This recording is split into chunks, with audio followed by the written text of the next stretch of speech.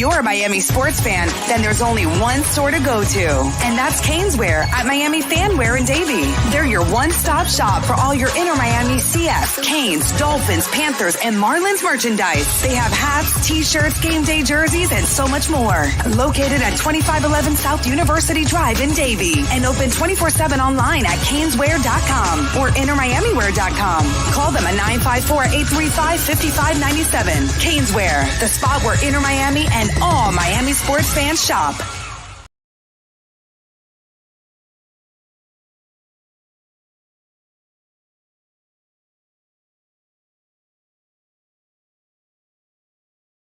Welton Rayom has more than 62 years of litigation experience handling insurance disputes. They're committed to resolving even the toughest insurance claims quickly. Call them for a free consultation. 954-966-4646. At Welton Rayom, they don't get paid unless you win. Property damage claims to your home, business, or condo as a result of a hurricane. Welton Rayom can help. Water, mold, fire, smoke damage, Welton Rayom can help. Call 954-966-4646.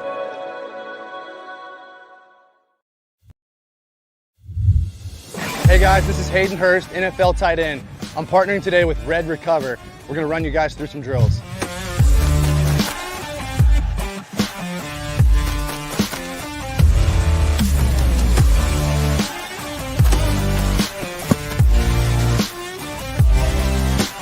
I started using Red Recover last year, my 4th year in the NFL.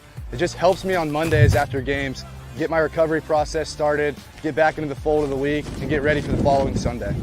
If you want to recover like me, use Red Recover.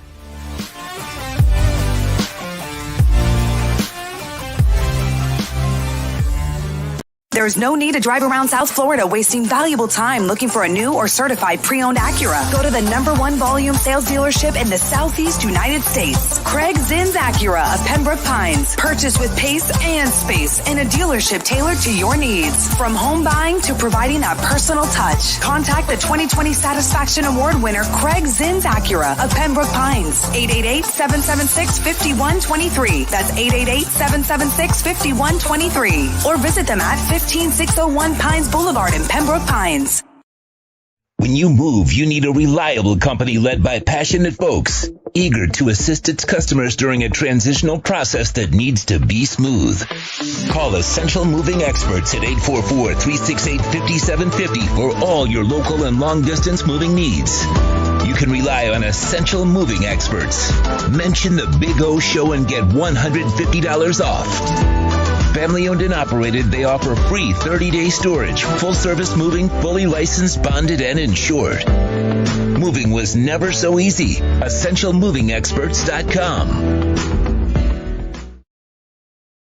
Why is it that you get locked out in the worst moments of your life? Where are my car keys? Man, I can't find my house keys. In those frustrating moments, you need a locksmith you can count on. A. Lenny Locksmiths in South Florida, from Miami to Port St. Lucie. In Central Florida, A. Lenny locks it down in Orlando and Tampa Bay. Lockouts or lock changes for home or business. Car key replacements and programming all model cars. 24-hour service. Call them at 855-869-5625. Go to the website at alennylocksmith.com.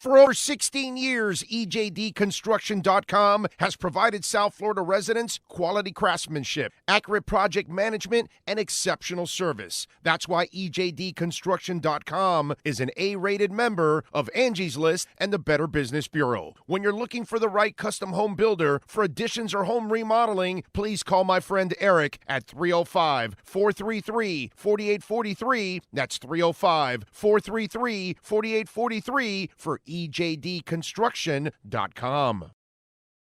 Have you viewpoint statements or beliefs expressed on the following program by the host, guests, or callers are not necessarily the opinions of FantasyXS.com, Media Group Inc. ownership, management, sponsors, or website.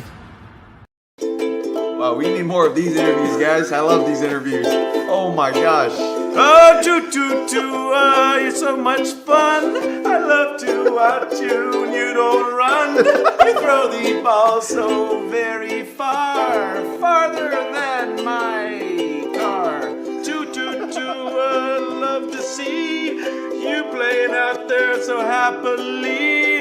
Can't wait to see you on the desk tomorrow night after victory over Joey Monday. It's time for Dolphins football. Welcome to the Miami Dolphins Pregame Show on the Sports Talk 305 network. The show is mastered by Sean Stanley and Chad Shobe. Here's your host, the Big O.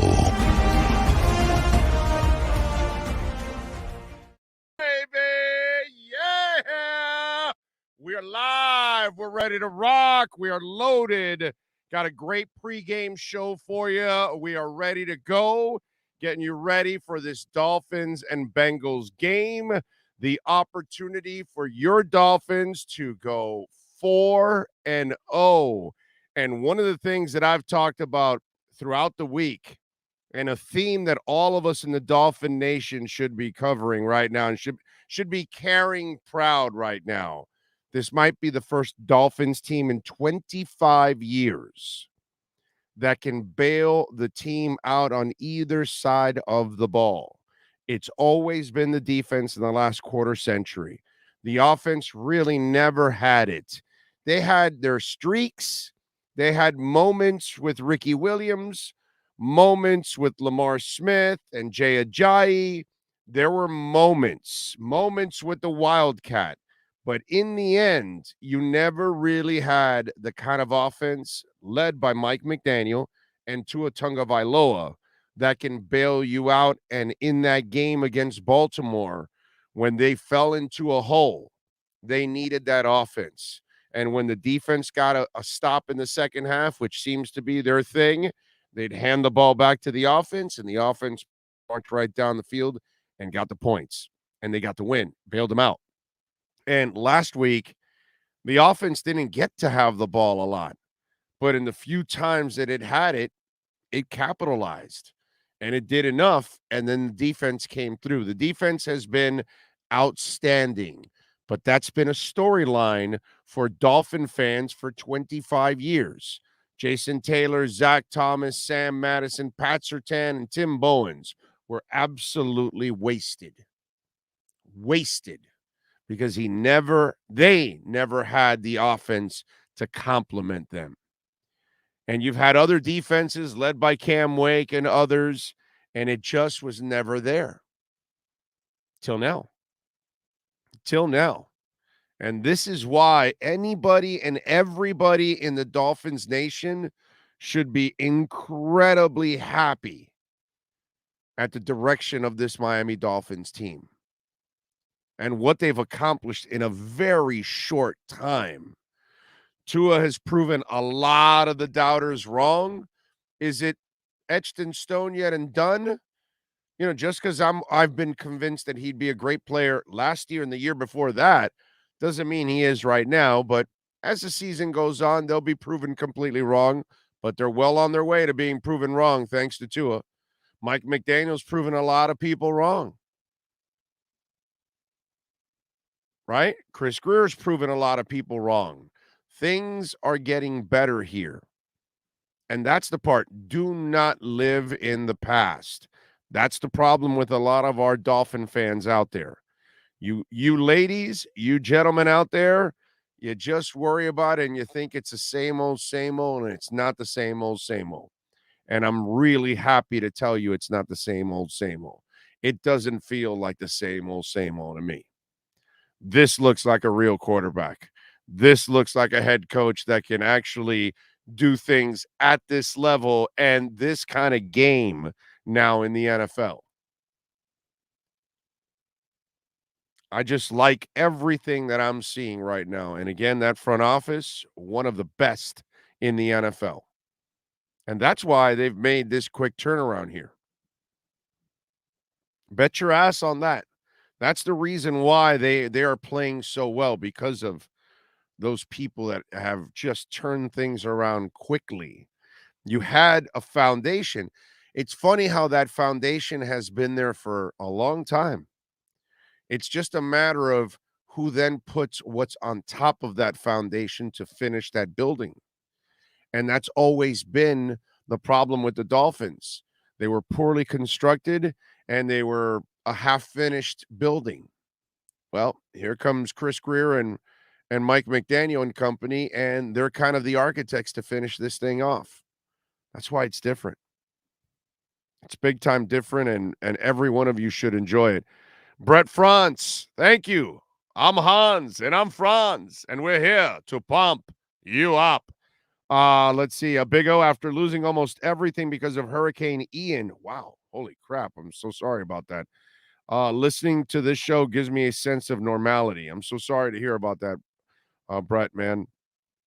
That is, it's just crushing for a lot of our Floridian neighbors in the West Coast and up into the middle of the state that obviously have gone through hell, and we know what it's like many times over to go through this, and it's just unbearable. It's terrible to have to start all over again, and we've seen so many Americans, whether it's hurricanes, floods, tornadoes, you name it, man. We've been suffering everything going on now here in this country and all over the world. And so sorry to hear about that. It was just scary stuff, that these storms that we have to face on a consistent basis. And they're only going to get worse, unfortunately. Hang in there, Brett, man. Appreciate you. Our prayers are with you and everybody else in there in that mess, because I know what it's like.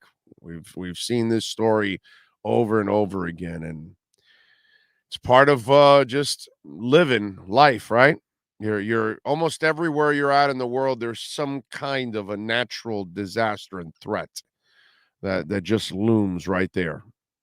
And hurricanes happen to be the one that checks us every once in a while here in the state of Florida. Mike Barnes says, Big O, a lot of people have insurance on the mind after hurricane. Is Skylar going to be active? I don't know. We'll find out. I'm not worried. Mike, if it gets to Skylar, it's over. Hey, let's I don't play that game on my show ever. Never. If something's not right, I'm going to tell you. You may not like it because, oh my God, he's telling me something negative about the Dolphins or the Canes or the Marlins or the Heat or whatever, or whatever it is, or I'm going to tell you something positive. I'm always going to call it like I see it. Mike, if it gets to Teddy or Skylar, it's over. Understand that. It's over. You're not doing anything.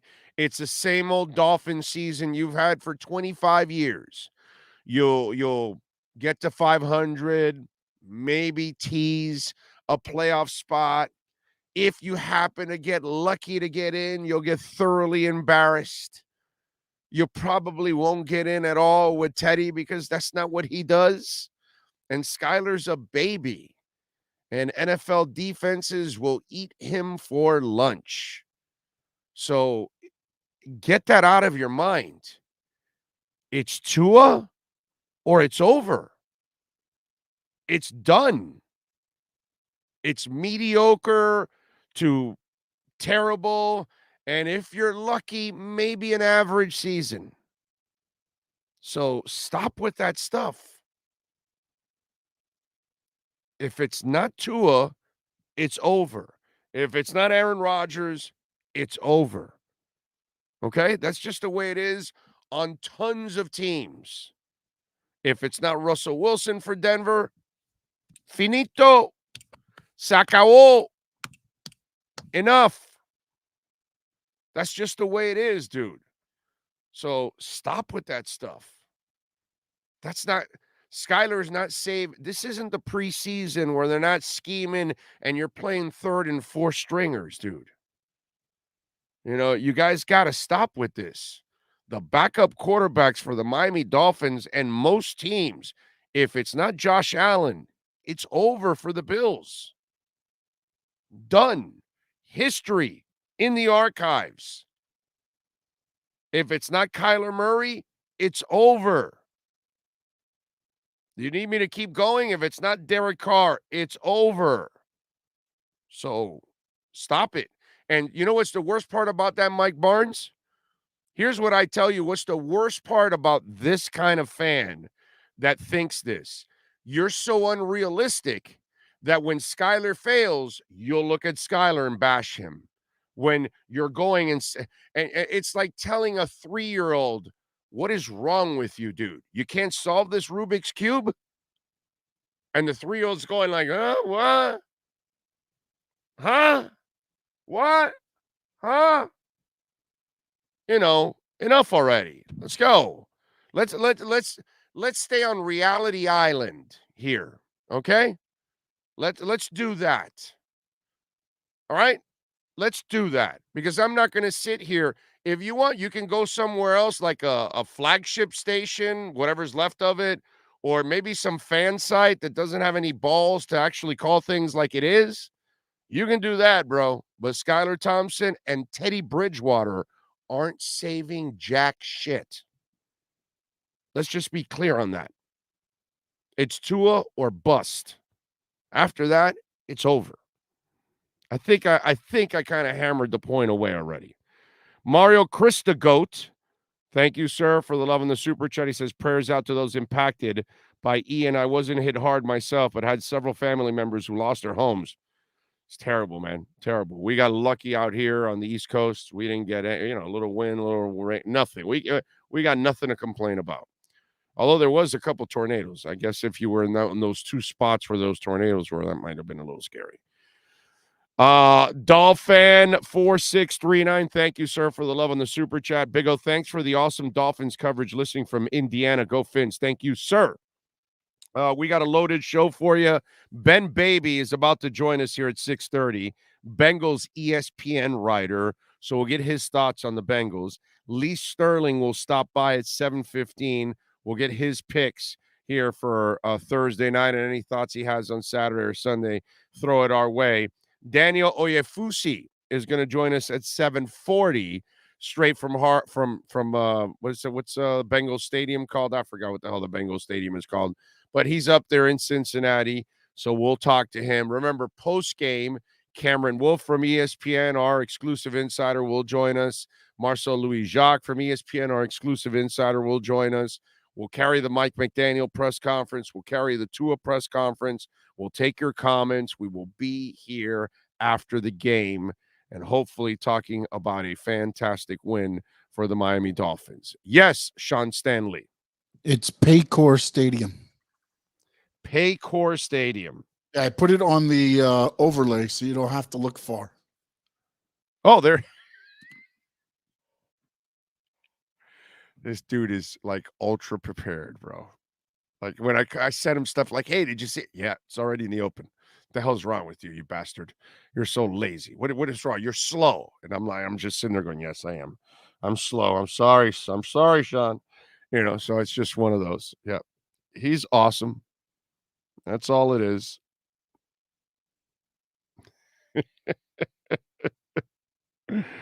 Oh, you are the best, bro. Skyler might be a future option. Yes, he looks good in preseason against third and fourth stringers, but he took more snaps than any other quarterback in the league, so he's going to have a bunch. He's not the answer, bro. Not the answer. Don't even try to talk yourself into it. It's not worth it. You're just going to set yourself up for heartache. Let's see. It is the Cincinnati Bengals Stadium called Paul Brown Stadium. And then Lawrence says, oh, you have the name of the stadium on your overlay. Goes to show that I'm paying attention to the overlay while I'm on the air at the moment. Chris Ike says, good afternoon, Big O. Dolphins have to put their foot on the Bengals' throat and squeeze very, very slowly. Would be nice. All right. We're going to do it. We're going to bring Ben Baby aboard. Just a phone call, straight up phone call with Ben. He covers, of course, the Cincinnati Bengals for ESPN. kind enough to join us now. Ben, how you doing, baby? You there, Ben? Thank you. I You there, cannot hear Ben? you guys. Sorry. You can't hear me? You can't hear me? Ben? Hello? Yes, Ben, we got you. You hear me? You I gotta can love get you now. live. Yep. Yeah, you got me there, man? Say it again. Yeah, you got me? You good? Ben? Are you there, Ben? Can you hear me? It's probably, you know what it is? It's stadium. This is the reason why it's very hard to do sometimes these stadium interviews, because there's a crap ton of interference. And so he's probably trying to do the cell phone deal, and he's probably got imagine the video. It would have never even gotten through. So, because he told me, hey, man, video is going to be tough. And I said, well, we'll do audio. So what are you going to do? Somebody says Cricket Wireless. U.S. Cellular. I don't know. Oh, wait a minute. Is that one of their sponsors or something like that? Are you guys picking on their sponsors?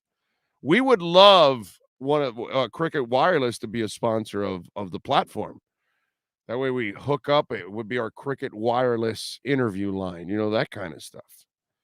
So we can do that. Well, unfortunately, we tried to get Ben Baby, and it just did not work out, man. What are you going to do, right? But anyway, we will try to catch up with him maybe another time, 3 or 4 years from now when they play the Bengals again. Maybe we'll catch up to Ben Baby at that time. Rosendo says, and the casino manager from Hialeah is Big O's Doc Severinsen. That's it. The boys using McDonald's Wi-Fi. Nah, it's stadium stuff, dude. The stadium is a pain in the ass at times to do interviews. So what are you going to do? It happens. All right. So we'll continue. We'll take your questions along the way. DJ Reader, as you all know, with the knee is out. We will have the inactives for you any minute now. The good news is that Tua Tagovailoa and Waddle and Armstead probably are not going to be. Those are the guys that were questionable. Byron Jones, Austin Jackson, those guys will be on the inactive list, but I don't think Waddle, Armstead, and to me, there was never a doubt. When people are breaking the news today, like, sources confirmed Tua's going to play. I mean, first of all you had to do was watch the Barstool video yesterday. But outside of that, you could tell Tua was going to play. I mean, I think it just gets to the point where people look at the kid and then they think he's not tough or something. Some guy said to me today, he's already injured and it's game 4. And I'm like, well, look at Justin Herbert and Zach Wilson didn't even make it to the regular season. He's about to make his debut in week 4 now. So he's not the only quarterback. Plenty of quarterbacks get injured, but hell, he got nicked. He came back and threw the kill shot of all kill shots so far this season. Maybe not his best pass, because he's had several really nice ones in the first 3 games, but that 3rd and 22 has got to be top 2-3 pass, but it is the biggest money pass of that game and of the season so far. I mean, 3rd and 22, dude. And you throw a dagger straight down the middle of the field. That's just absolutely nasty and on a dime. It's fantastic. But anyway, so I got to congratulate Josh Boyer. I think it's really important to give him some love early on in the first 3 games, because we get tied up sometimes with certain stats, but in the end, the stat that matters is the W. And that's for quarterbacks. That's for offensive coordinators, defensive coordinators. That's for everybody. That's what that stat goes. And last week, I had a lot of people tell me, and I think they had the wrong way of looking at it.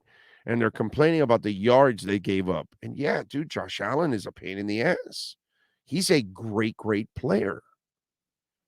But Josh Boyer's defense, just like in the Ravens game, they gave up their plays, they gave up their points. But as I've talked about in the show throughout the week, and I've shared the stats with you all, they've allowed 59 points in the first half and 18 points in the second half through 3 games. And Josh Boyer's defense, okay, they gave up yards, they gave up some points, but then the second half rolls around and they clamp down. They make the adjustments. They then shut, New England went from 3, 14, 3, and 0, the 4 quarters. The Ravens were 7, 21, 7, and 3. The Bills, 7, 7, 3, and 2. So it's a decline every single time. As the game goes on, your offense gets choked out. And to me, they're 3-0. That's all that matters. The stats don't matter to me. It's what you did to win the game. And Josh Allen and company were, I thought, I don't remember the Bills fan's name that reached out to me earlier in the week on Monday, and he was fantastic. Why? Because it's what you want from all of us. He was stand-up. He said, no excuses. Everybody had injuries. The Bills had injuries, but at the end of the game, they were right there at the 5, and they had their offense, and they had a chance to score, and they didn't. Dolphins won the game. End of story. And that's exactly it. It's not about the stupid stats. So what? The Ravens put up a whole bunch of points and stats early on. And then what? And then when the fourth quarter rolled around, Lamar Jackson and that offense peed in their pants, and they couldn't do anything. When they actually needed them to close out the game, they couldn't do it. That's part of being a great team. It's not just being able to come back. It's not just being able to match points for points and all of that, but you got to perform in the clutch. It can't be just a front runner. A lot of teams, a lot of quarterbacks they're pretty good when they're front runners. But when adversity hits and then somebody's challenging you and then they're taking the lead from you, can you answer back? It's great to play your game when you got the lead. What are you doing when the game is tight? What are you doing when you're losing? Hell, didn't we find out some things here? Right? We found out that Josh Allen is like, I forgot the stat again now, 1-6 or 0-7 in his career so far in games decided under 6 points. So, in other words, Josh Allen sucks in the clutch. So when the game tightens up, he puckers up. Kind of like Justin Herbert with 4 fourth quarter pick sixes. So you put up all the stats and all that, but then when it gets tight, Kansas City, you don't make the plays. And I'm not saying it's all Josh Allen, but something's wrong with that. As dominant as that Bills team is, as much as we praise them, how can you be this bad in tight games? It's part of the game. You got to be able to finish teams off. You got to be able to take the lead back. You got to be able to come back. And I got to give Josh Boyer a lot of love because his defense has bent, something that's been very characteristic of them for the last couple of years since Flores got here. They bend, but then once they start getting into that red zone, somehow or another, man, they find a way to make a play. It's impressive. It really is. I have to give them a lot of credit. And Josh Boyer is a guy that, what happened? We were all talking about, the controversy was, is Josh Boyer really in charge of the defense? And last year, at the end of the season, he had a press conference where he was adamant that he was the play caller on defense. And it wasn't like Flo ever came out and said he was a liar. Flo never did that. Flo never said, no, I called the defense. It was other people that reported it, but A lot of those people that reported it didn't even know that Flores was getting fired. So there's really no proof that Flores ever was running the defense, and Josh Boyer said he was. Plus, Marcel Louis-Jacques reported last year and right after Thanksgiving that Flo wasn't really communicating to his staff in the second half of the season. Oh, by the way, that's when they were winning a lot of games. So Josh Boyer so far, of course, it's only 3 games.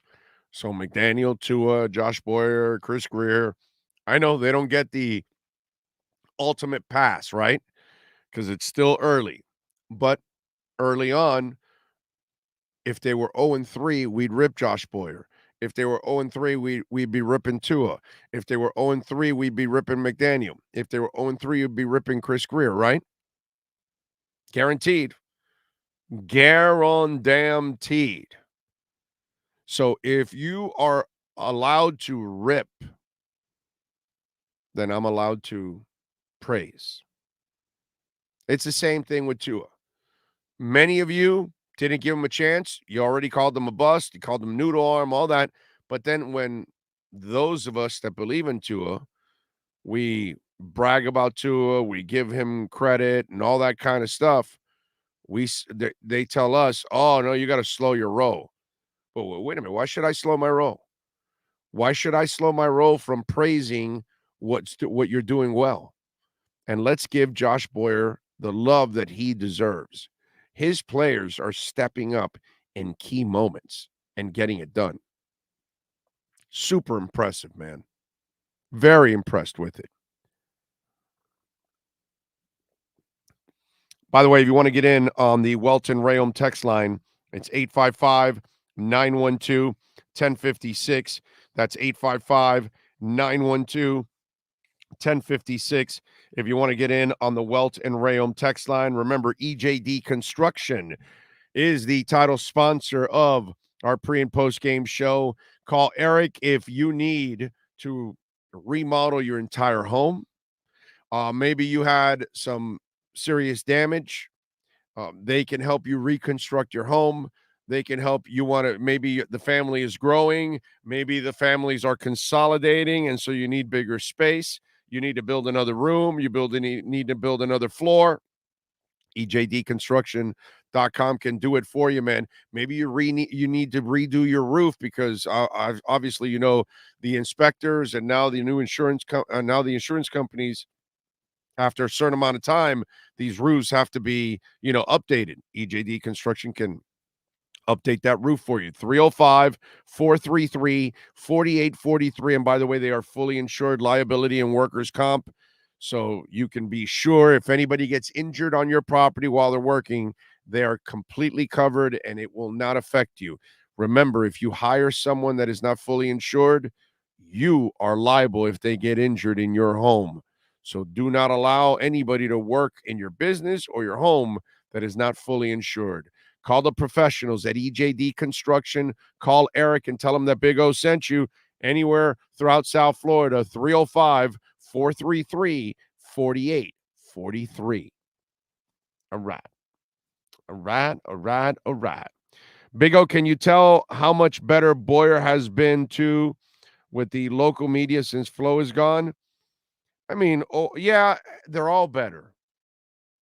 Every one of them are better because they all can actually talk, dude. You remember how the assistant coaches and everybody was talking like on eggshells. The funny part was watching Flo and his assistants. You would see their eyes go up in the air a little bit and start to think about, okay, how am I going to phrase this so Flo doesn't get pissed? I don't release any information whatsoever, and I tell this writer absolutely nothing. That's basically what was the plan. Now with Mike McDaniel, obviously they're not going to tell you the plan, but they at least will be, pretty honest with you. By the way, the inactives are out. Myles Gaskin, Noah Igbenogany, Cedric Wilson Jr., Eric Ezukama, Sethan Carter, and Hunter Long. No surprises whatsoever except Cedric Wilson Jr. That one is kind of interesting. Very interesting. Do you know why I say that the Cedric Wilson Jr. one is kind of interesting? Obviously, you have Craycraft, which is great. But I've been talking about somebody for the last week and talking about, there's this tight end that's there that, he can blaze. His name is Tanner Connor. And I'm just saying, I just think eventually they're going to try to include him in some packages and put that speed out there on the field. And he has size, so he replaces that size for Cedric Wilson. Just saying. Just saying. That's all. You never know. You just never know. We will see. Is Byron Jones still? Yes, till next week, Rosendo. Next week. Next week he'll be back. And he's supposed to. I'm sorry. He will be activated supposedly for next week. Okay. And it looked like this week when they asked McDaniel, he didn't sound pessimistic about it. Not that he ever really sounds pessimistic about anything.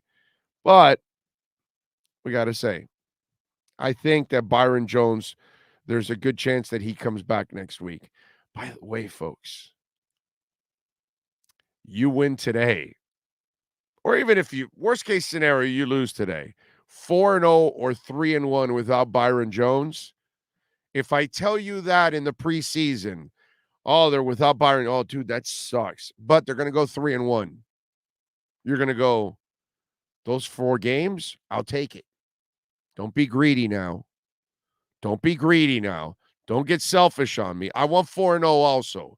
But be honest with me. If I told you, dude, they're going to be 3-1 even without Byron Jones in August or July or June, you would have told me, get the hell out of here, Dude, did you see that? Do you see who they got to play?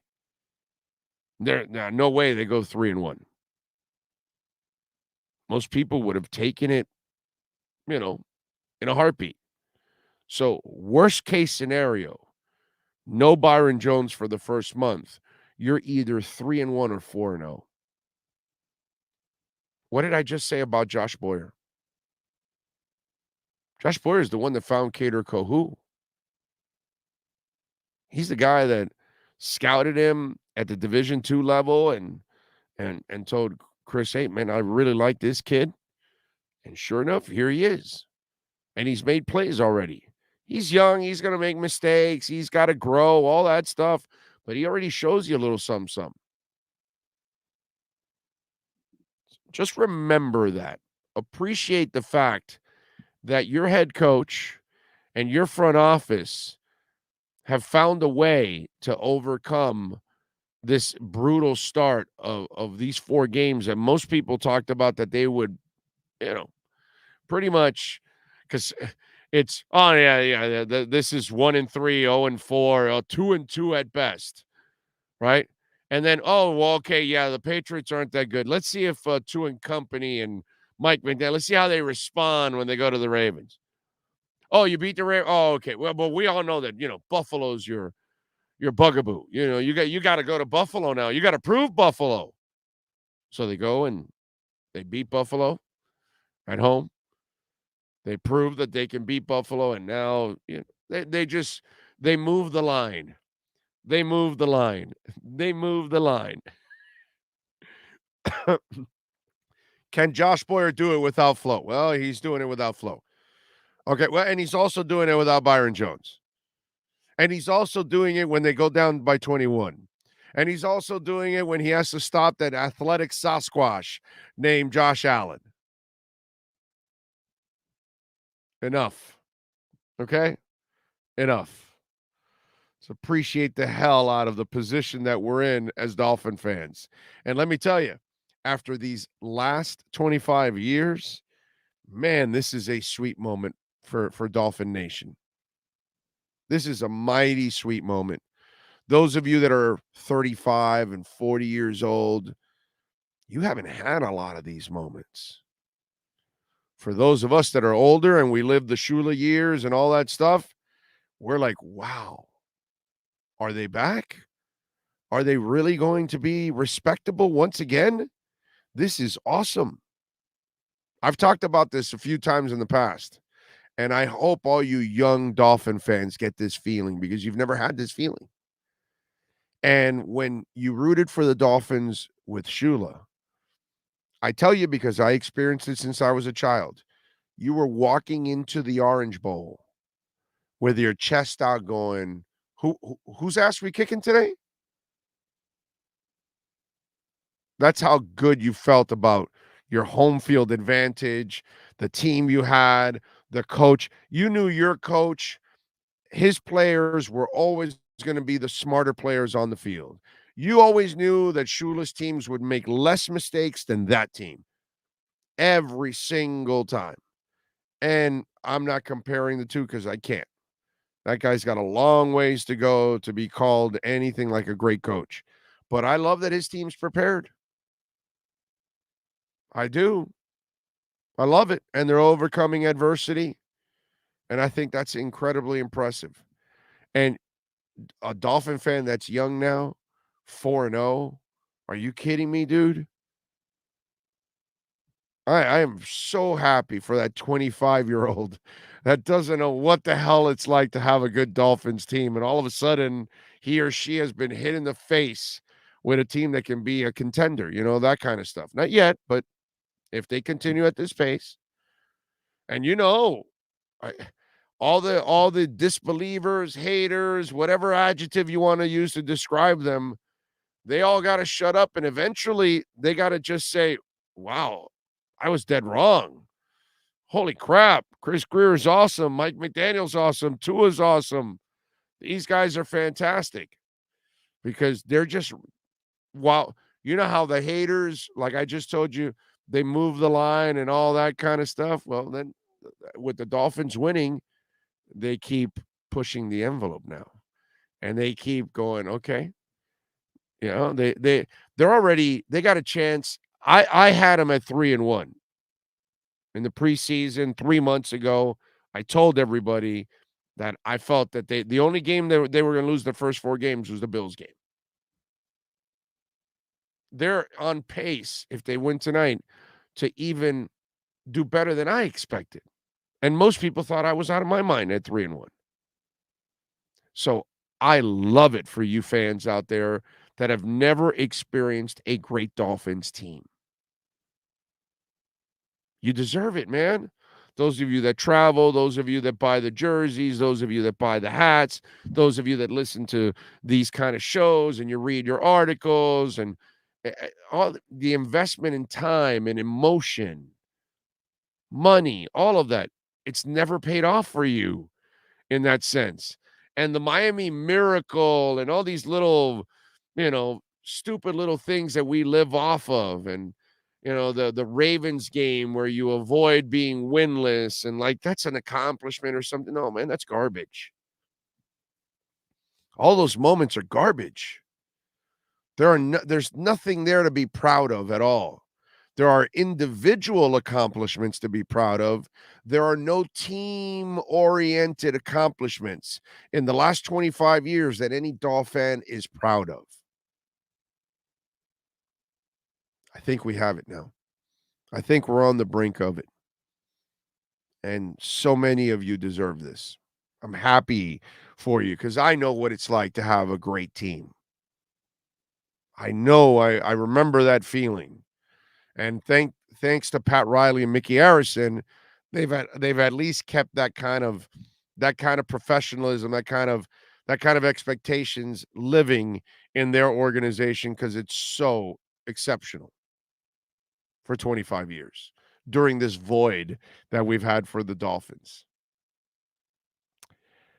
Big O, I'm 38 from Victoria, California, bro. This is so refreshing. Part of me, it's waiting for the collapse, but the QB, the coach, the front office give me hope. It's so pumped. There'll be no collapse, my brother. You know, injuries could collapse anything in any season at any time, and that can happen to anybody. But if these guys are healthy and they're playing ball, that's why, you know, I told this gentleman, was it Brian, at the beginning of the show, they'll start thinking about who the backup quarterback is. The backup quarterback doesn't mean shit here. Okay, Teddy Bridgewater is not bailing this team out for nothing, and neither is Skylar Thompson. This is the guy. This is the player right here.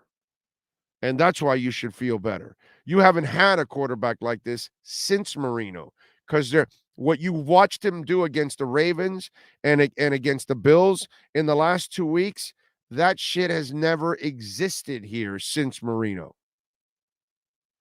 Okay? It's never existed since Marino. And Marino knows it. Sebastian Alvarez says, oh, I'm 24, and I've been watching the Dolphins religiously since I was 11. The 2009 year, to be exact. This year has been a breath of fresh air. I went to my first game ever last week. Amazing season. Good for you, Sebastian. Good for you, my brother. You deserve it. You all deserve it. Holt Boschert says, and thank you for the love in the super chat, Holt. The Finns are going to the zoo, and we have the main attraction, the cheetah and the penguin. Beat the Cincinnati Zebras, black and white jerseys tonight. Yes, sir. And because the NFL gave them an alternate helmet, an opportunity, that's why they are doing this. Okay. There you go. Remember, I appreciate all of you making donations through Super Chat. You can also do a donation through Cash App or Venmo at Cash Big O Show. That is Cash Big O Show, and we will read your comments and questions there on Cash App or Venmo. Big O, where did you get that gorgeous hat? What jersey you rock? Well, we won last week. I was rocking.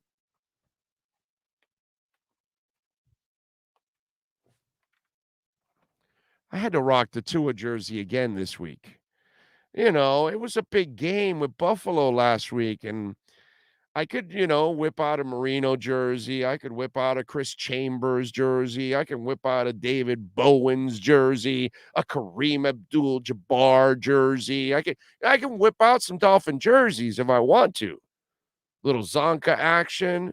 But I said, no, not doing that. I'm going Tua all the way, dude. That's the man. 4th and 7, 3rd and 22. So I gotta ride with the boys. And the hat, again, everybody loves this hat. I bought it on Amazon about 5 years ago, and I don't know if it even exists anymore. It's a killer hat, but it's a fantastic hat. I love it.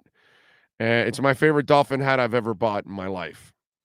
And now that you guys bring it up all the time, I should have bought 2 or 3 of these. Have you ever had like some favorite T-shirts? Like I have a couple T-shirts that I've had for years, and I always look at myself, and they're like freebie shirts that I got somewhere for something. All these events that I've done in the media for 32 years. And I look at that shirt, right? And I have like there's like 4 or 5 of them that have been in a rotation for years.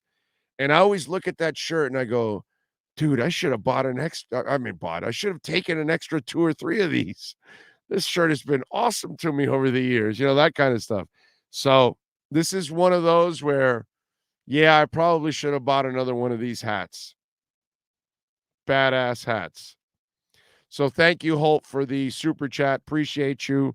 Ryan Spoviero. Is that how it's Sproverio. Is that like Italian? Sproverio. Being a sports fan is asking for disappointment a lot more often than not. It's important to savor moments like this.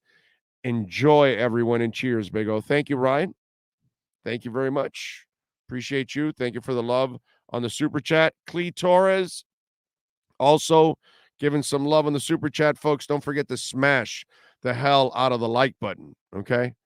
Very important that you smash the like button and get the algorithms going, and that gets it out to more Dolphin fans all over the place. So, no, Garrow, your premium. Well, technically, if I had a Velcro on the back of this jersey, I could tear off Tagovailoa, or two, it says, actually, and then put Garrow or your premium, of course, because they both wore the number 1. But we now know what the number 1 belongs to, right? Because, Tua will be joining Greasy and Marino in the Hall of Fame down the line. Okay. Just telling you. I'll be in my 70s going to his Hall of Fame induction. Okay. And how about I do a show in my 70s from Tua's Hall of Fame induction? Is that a deal? Will you guys be there with me 15, 18, 20 years from now when he retires, and then he's got to wait 5 years? He's going to be first ballot, right? Did I tell you that? Did I mention that? Did I mention that he would be first ballot? Just want to make sure I mentioned that. Stevangelist Montoya, thank you for the love on the Cash App. Appreciate you, man.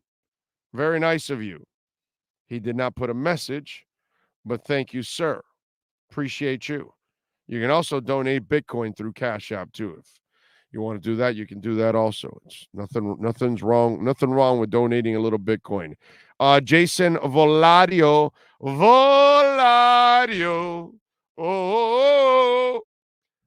He says, we need pressure from the front four today. If we can get to Burrow with 4, it will be a long day for the Bengals. Hey, look, dude, this is the game where you get fat with the stats. Okay? You want to see? Listen, take it from a fat guy that knows about food. All right? When the food is out, when the buffet is served, you eat.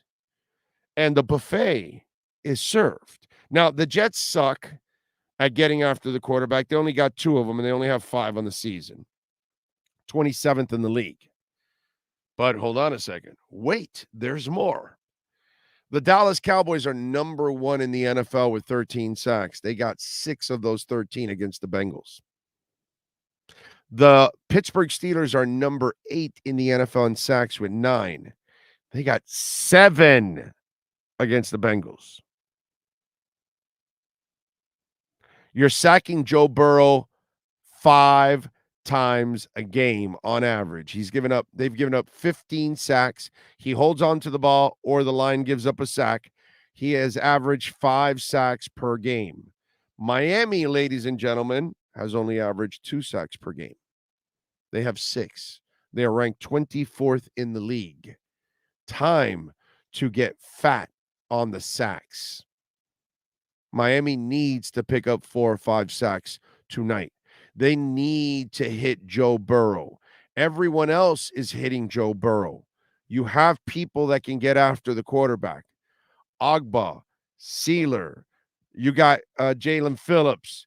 You got Christian Wilkins. You can send Brandon Jones. You can send safeties, corners, you name it. Get after his ass.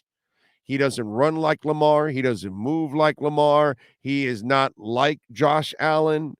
He's not going to stiff arm your ass.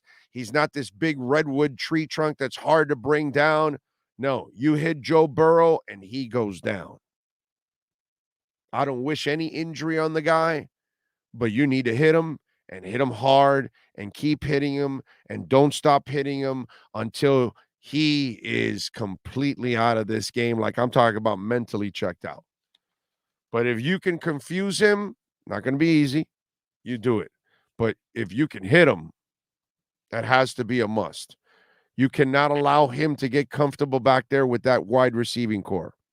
That wide receiving core is exceptional. And your Dolphins secondary, they just went through Diggs, Davis, and McKenzie. And now they've got to face Jamar Chase, T. Higgins, and Tyler Boyd. It's a hell of a wide receiving core. That's 2 great wide receiving cores back to back. Dawson Knox and Hayden Hurst probably are kind of wash overall. But you look at the wide receivers, this is one hell of a receiving core that Miami's facing. Hit Joe Burrow. Hit him and hit him a lot. Do not let him get comfortable back there. If he does, it's going to be a long night. And that secondary's got to find a way to make some plays. Garrow won the longest game in history, 82 minutes and 40 seconds. That is awesome. That is fantastic.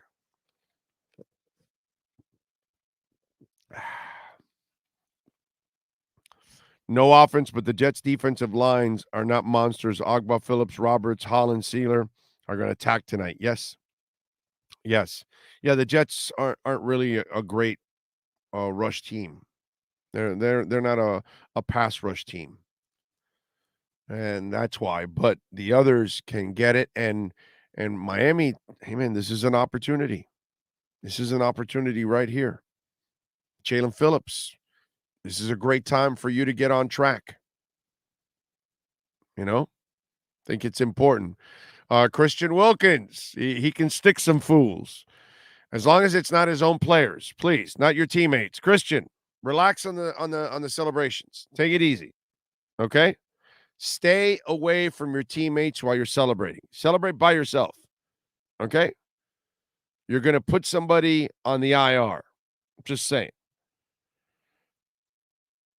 Greater Good says, Mom couldn't get Dad and me to come to eat Christmas dinner. The game against KC. Okay. And 1984 was the last season I really enjoyed watching the Dolphins. I enjoyed the Dolphins in the late 80s and early 90s, my man. I did. Now, listen, I enjoyed watching Jason and Zach and those guys play. It killed me that they had to be perfect every week because their offense was just atrocious. You know, it's cancerous. That damn offense. It just wasn't enough ever to complement the defense. It was a low-scoring offense. And you had also a conservative coach that would coach scared in Dave Wanstead. Dave was just way too conservative, man. He's fine with, ending with a punt, a kick, or a field goal. That's kind of the way he thought football should be played. And boy, he wouldn't even last 2 minutes in today's game. You got to have some balls to play in this game nowadays. You got to take some chances. The offenses are too explosive. Jason Voladio says, did you see X on the mic'd up asking Wilkins what he was doing when he hit Cater on that celebration? Yeah. No, you got to talk to. I wasn't at the locker rooms this week because it was a short week. We had some things to do next week when we get back on Wednesday and we get to talk to Wilkins. I got to corner him and ask him about that and say, yo, man, not for nothing, bro. Everybody loves you.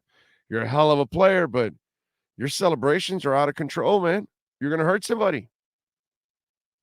And then I want to see if he actually looks at me and laughs or takes me serious.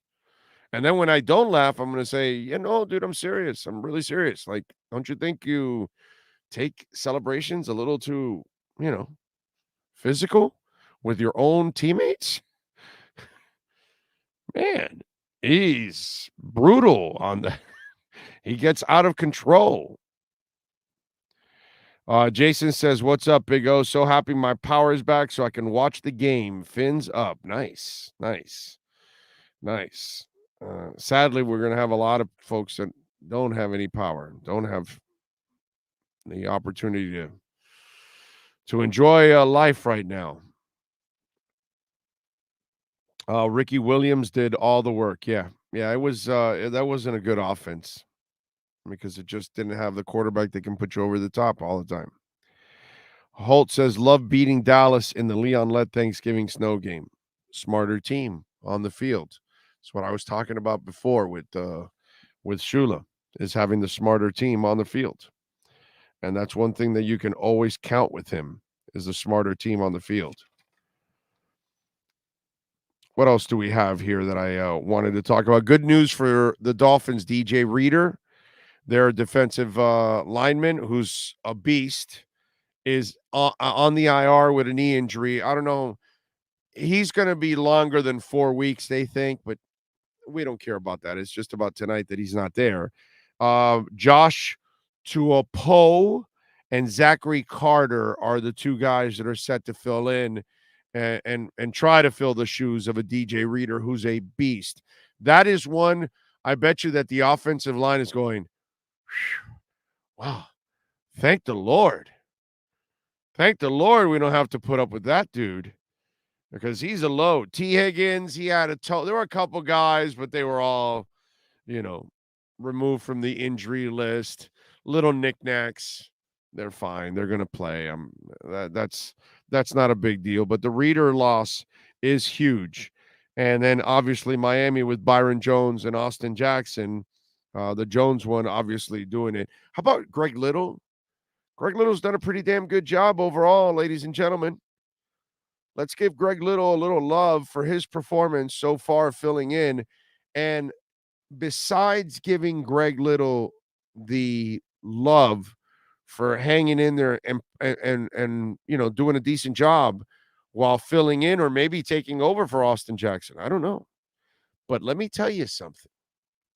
Here's the most important part: the front office. Because the front office stuck with Greg Little last year when he meant nothing. He was on there and doing nothing for the team at all. So there was no reason to keep him on because there was no performance on the field. But they must have seen something behind the scenes that they bought into him. And this tells me also that either Greer, Allen, or McKenzie liked Greg Little in that draft. And so once he was made available, they picked him up, scooped him up, and they kept him here, and they protected him. And they brought him back this year. So they had conviction. And then you bring in guys like McDaniel, guys like Frank, guys like Applebaum that actually know offensive line. And then the front office identifies the talent. The coaches mold it. So credit goes to them that, Austin Jackson was already looking better than when he was playing already. And that's the thing that you start to see. And something tells me that this line will get better and better and better as the season goes on. As guys get comfortable, their confidence soars, they get more physical. I mean, Hunt is playing. He's playing pretty well, man. I'm not telling you he's super clean. Everybody's going to make a mistake or two. But overall, Rob Hunt has played some strong football, man. Really impressed.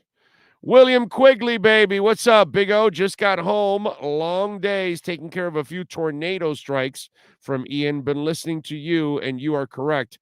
I'm 58 and finally feel we're back. Dolphins have the swag back, winners. Exactly. And he knows. Us older fans, okay, we're the ones. When you talk to it's funny because when you talk to older fans that have been around a little bit, right, we would see these Dolphin teams the last 5, 10, 15, 20 years, and we look at them and say, no, Cam Wake's a hell of a player. No, Jason Taylor's a hell of a player. Yeah, but what do you got on offense? Or what do you got? And so this is like the first time in 25 years that a Dolphins fan can say the offense can bail you out of a game and the defense can bail you out of a game. And we've never said that. It's always been the defense the last quarter century. Because you can't count on Ricky Williams, Lamar Smith, and Jay Ajayi to really bail you out on offense. And Chad Pennington did a marvelous job of not turning over the ball. I think he had maybe 18, 19 touchdown passes that year. Very pedestrian numbers. What he did, see, football's funny. Don't commit penalties and don't turn over the football. And you have no idea on how many games you're going to be in every single time. Every single time you'll be in a game. Every single time. I'm telling you, you'll be in the 90 percentile. It's funny, but it's hard to play mistake-free football. That's what they did that year. They were so perfect at times that they gave themselves a chance to be in every game. And then they won a bunch of tight games, and they got their 11 wins. But it was never an offense the last 25 years that can bail you out. That's what's changed. And I think older fans see that. Younger fans have never seen this. So, all right, let's do it. Let's talk to Lee Sterling, baby. Paramount Sports. Let's get ready here to start hour number 2 now with Paramount Sports and my man Lee Sterling. And Lee's been around the block a little bit, right? He's got a half a lap in front of me in all of this. And Lee, as we bring you up now, I was talking to Dolphin fans that over the last 25 years, we haven't really seen a team that can actually bail each side can bail them out. It's always been the defense the last quarter century with certain Dolphin teams. Now, it seems, do we have him up here? Because I know he's hearing it in the background. What do you have here? Okay, ready? Do we have him? Here we go. There we go. Okay, so it seems like here in the last 25 years, they haven't had that. And good evening, sir. Good evening. It looks like now they have a team that each side can equally bail the other one out. I think that's a great observation, Big O.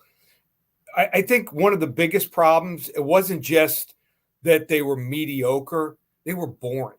They weren't even fun to watch. And this team is capable. Are they capable of winning a Super Bowl?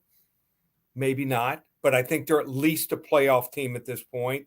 And then you never know. Hey, did I think that Cincinnati had any shot at all last year? No. None of us. No, no one saw it. I mean, if Kansas City in that championship game just goes for the field goal right before the half, they probably win that game. So that's why they play the games. That's why it's fun.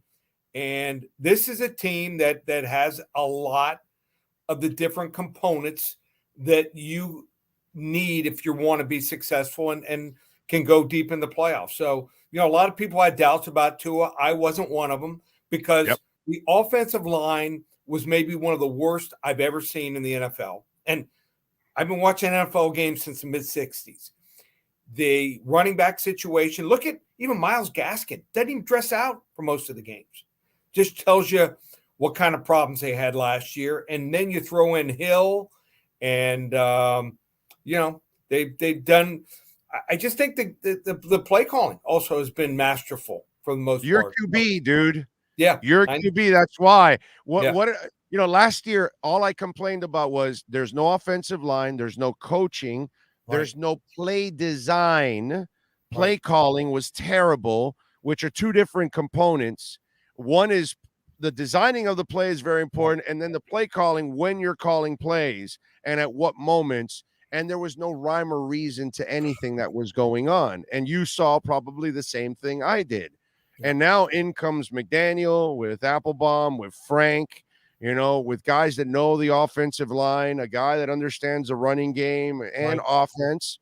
And all of a sudden, you're now looking at Tua as a completely different player. And one of the things that I was going to tell you about the offense, because it's funny, because people did, can Tua have a high-powered offense? Well, here you go. You got your high-powered offense led by Tua. And part of the reason is this is the most dynamic quarterback you've had since Dan Marino. Right. That's the difference. Yep. This is the guy that can read, react. He ball placement. He has anticipatory skills, which, the position, bro. Anticipatory skills are something that's rare in a quarterback. The great ones are the ones that have that kind of stuff. You watch, there's some quarterbacks out there that are, have much bigger names, have had much better seasons than Tua that are struggling right now. Russell Wilson, he's not picking up blitzes, not reading defenses. You talk about some other teams. I watched last week. Talk about Ryan. Here's a guy that's playing for Indianapolis. It looks like he's punch drunk. Here's a guy who's been playing positions his entire life. He has no clue that he's being blitzed from the blind side. It's like he has no idea. And then there's, and I used to see this with Miami, and I haven't seen it this year. There's 3 or 4 teams that are running empty. No no running back in the backfield, 3rd and 10 or longer.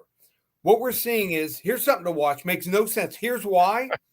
Because if you're running an empty backfield and 5 receivers, what defenses are doing now is, if you only have 5 guys to block, they're bringing 6 guys, and they line the other 5 guys up right on the first down marker. They know the quarterback's got to get rid of the ball. He throws the ball 5-7 yards downfield. The guy makes a tackle 9 out of 10 times, and you got to punt the ball. So I'm seeing some really good design plays. We've got more talent, and here's the problem though this week. And I've been on Miami early and often every single week. This is, if they win and cover this game, I mean, look at the schedule. I know. It's cake. I mean, they could be sitting at 10-1. It's sitting themselves. So I don't want to get ahead of myself, but I mean, I see it. I mean, hey, listen, let's be honest. Roster to roster tonight, Miami's got the better roster. I agree. Here's the problem.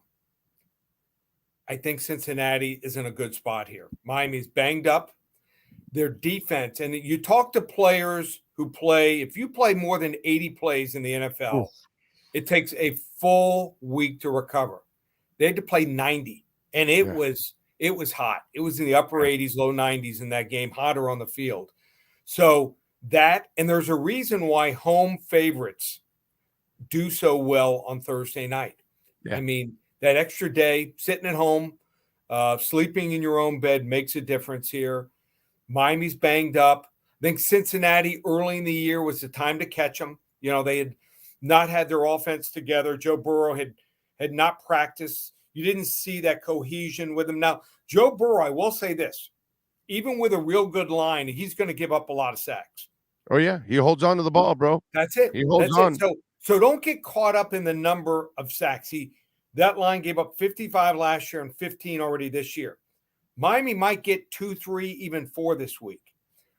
But I think those 3 receivers, there's some receivers that have one receiver as good as Chase or as good as Hill.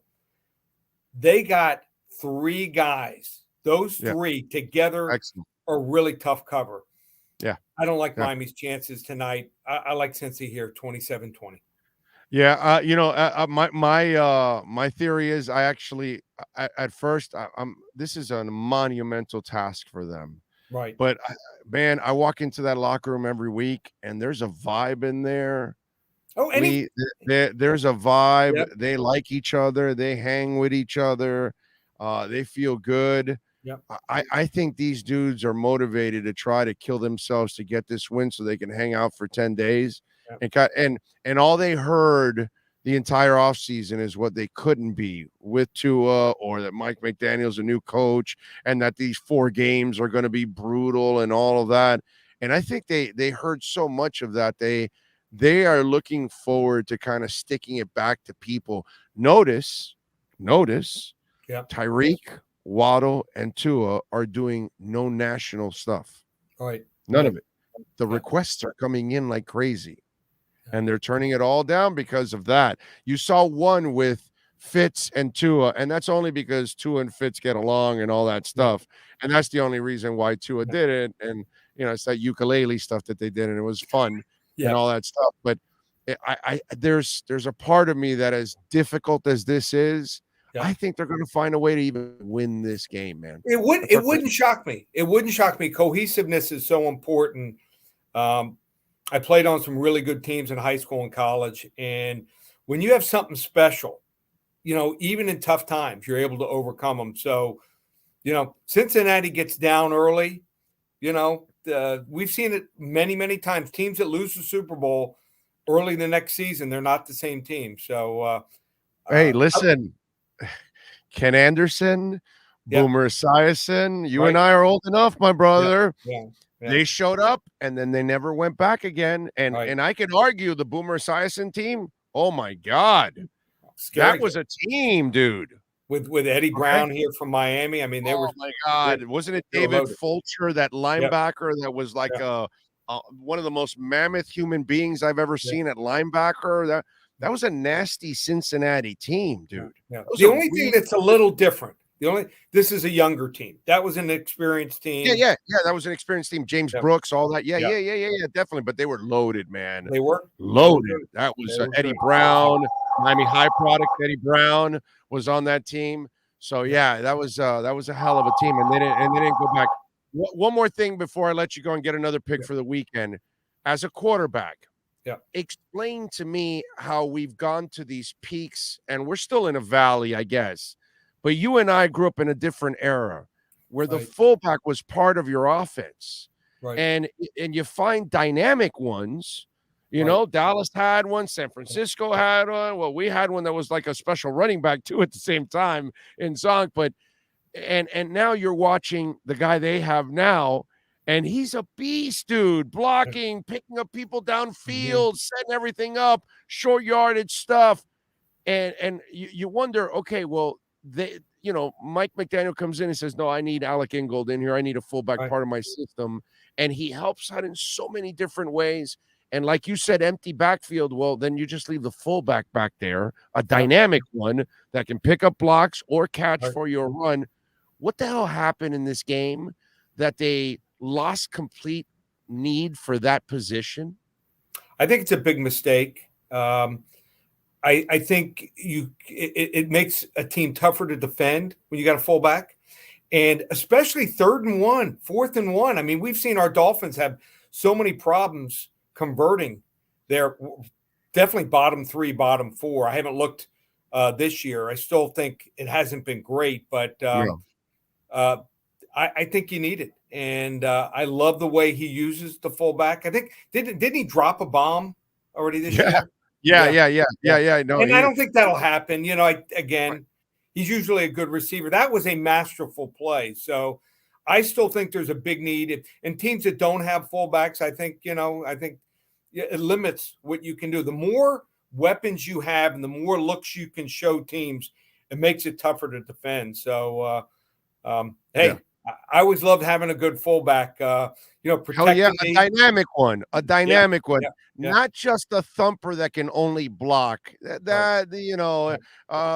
had what's the name of Ray, whatever. They had this fullback a few years back that either he'd hit the guy or he completely missed the guy. I forget which one that one was. I don't remember that. The guy that went through a wall. He went through a wall, Ray something, not Malaluga, but something. No. I forgot the guy's name. Someone either way, come up with a name. All right, so you got Bengals -4 or -3.5. It's down to 3.5. Yeah, and I would probably, if you're playing Cincinnati, probably buy it down to 3. So, hate to say it, but I think it's probably the right side here, but not a strong play. And see what happens. Another game that I have real strong. I actually like Tampa Bay. A lot of people will not go against Patrick Mahomes 2 straight games. They think he's too young, he's too good.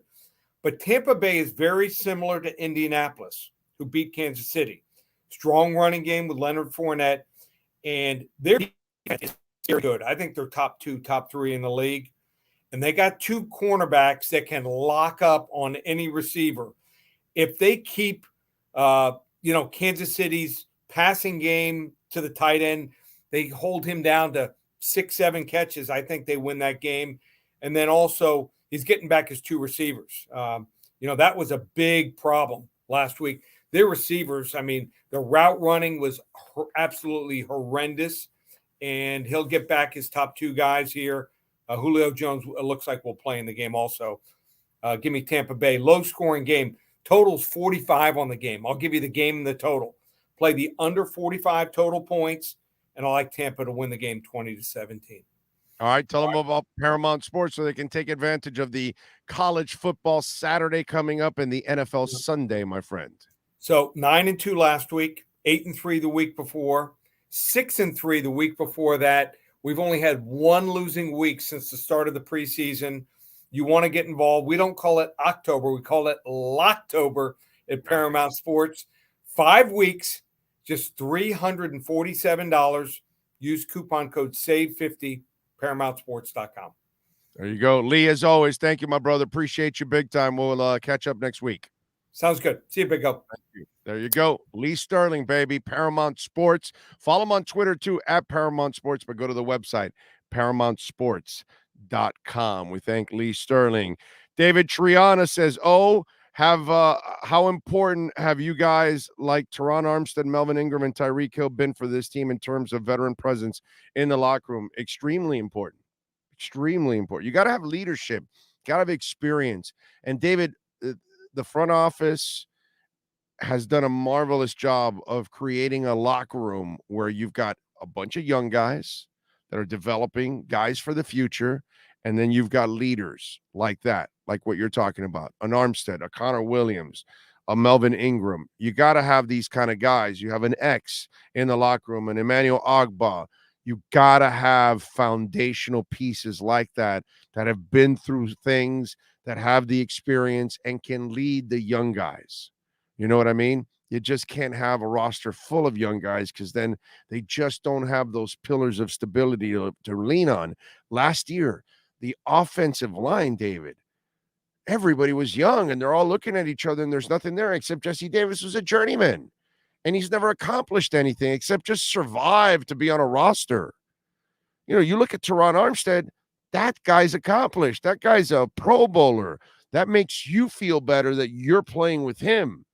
And Connor Williams and those kind of, it is so important. It is vital. But when you have a coach that has an ego, that is afraid of players having an ego flow, then you don't have those kind of environments. He wants more guys that are just going to take orders because he thinks he's mini Belichick. Jose Lucas, thank you for the love on the super chat, sir. He says, media will be sad tomorrow as Tua is 4-0, fins up. I love it. I love it. Thank you, thank you, thank you. Appreciate all of you out there as always for making a donation to the program. We appreciate it. Let's see what else got going on. 855-912-1056, by the way, if you want to get in on the Welt and Rayom text line. Let me check the text line, 855-912-1056, if you want to get in on the Welt and Rayom text line. You know that we also do pre and post game for the Canes. Well, now we have a new home for the Canes pre and post game show. We're still trying to find the right home for our Dolphins pre and post game show, a bar. They may want to step up, but our Canes one now will be at Walk-Ons in Kendall, starting off on the 8th of October. Next week, when they take on UNC, we will start our pregame show at 2 o'clock. Kickoff will be at 4, and then we're back for the postgame show, Mike McCoy and myself. So if you're a Canes fan, please join us at Walk-Ons in Kendall. We'll have giveaways. We'll have all kinds of stuff. 9065 Southwest 162nd Avenue, right off of Kendall Drive and 162nd inside that shopping center that's there. And it's a big, beautiful Walk-Ons. Drew Brees, by the way, is one of the owners of Walk-Ons. And the food is awesome, dude. Awesome. They've got this grilled fish that I get with the loaded mash. I've been eating at Walk-On since it opened because it's close to my house. I love this place, so it's actually great that we're able to catch that. So just in case, there you go. I can't watch game on Prime. I'm told you can also catch it on Twitch, on Prime's channel on Twitch, I believe, and I think that's free. I think. Don't, and there's also, by the way, Wayne, there's also a free 4-week trial, supposedly, for Prime. Take the free trial, man, so at least you can watch the game and then cancel. Let me tell you something. I don't know how you don't have Prime as it is. It is awesome, Prime. I just had to order a bunch of stuff for my new garden and lawn to maintain. I had to order some machines, some stuff that we need so me and the wife can work on it and stuff. And Prime, dude, delivered right away. On the Welton Rayom text line, Holland is a stud. Yes, he is. Yes, he is. As Ukama needs to hurry up, so we have a top 3 wide receivers in the league. Hey, he's young. There's time. Don't worry. He'll be fine. Paul in Connecticut is in. He's saying, let's go. It's Tua time. Another gentleman chiming in says, love the show. Thank you, thank you, thank you. Appreciate all of you out there. Don't you know the latest is that winning is no longer a QB stat? Someone tell Russell Wilson. Oh, man. All right, what else do we have here? RVA Richmond says, Big O, actually, Hollywood says, oh, okay, there you go. All right, good for him. Should admit it when they're wrong. We're all going to be wrong. We're all going to get them wrong. So it's good.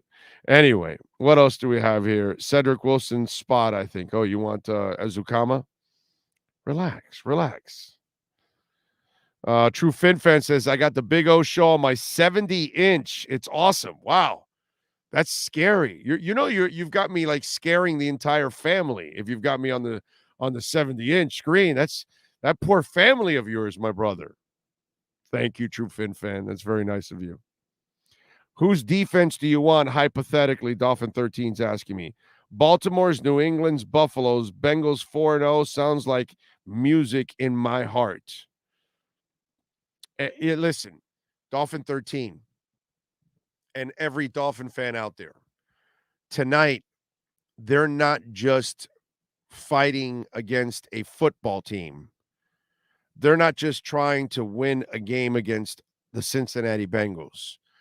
They're personally fighting a demon that is unhuman, which is energy, which is you got to find you got to dig so deep tonight in order to be able to win this game against any team, because this is the fourth game in the season and you're on the road in a short week.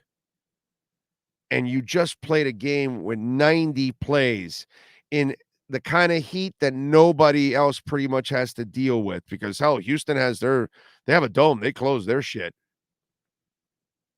There aren't a lot of places. Arizona closes theirs. There aren't a lot of places that play in the kind of heat that Miami has. And that takes a lot out of your body. I don't care how much Pedialyte you have. And to me, that is the biggest opponent that the Dolphins have tonight, is themselves, because they're going to be tired. They're going to be dog ass dead tired, and they're going to have to forget about it. And that's really hard to compartmentalize and forget about the pain and the soreness from Sunday. Forget about the tiredness from Sunday.